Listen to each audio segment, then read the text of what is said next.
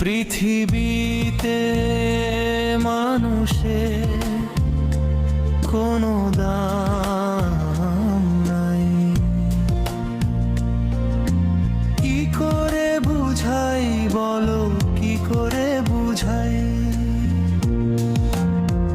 মানুষে মানুষে শুধু ছলনা করে, আপন মানুষ চলে অন্যের ঘরে।